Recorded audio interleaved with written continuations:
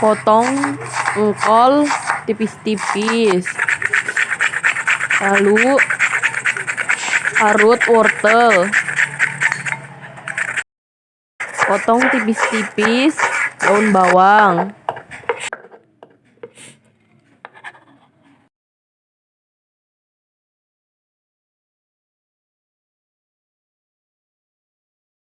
Asupkan 4 sendok terigu. Aduk merata. Terus asupkan lada bubuk, kaldu ayam bubuk,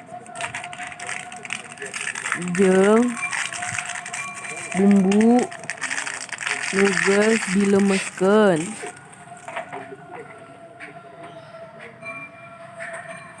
Aduk rata. Panaskeun panggorengan anu tos dikasih minyak.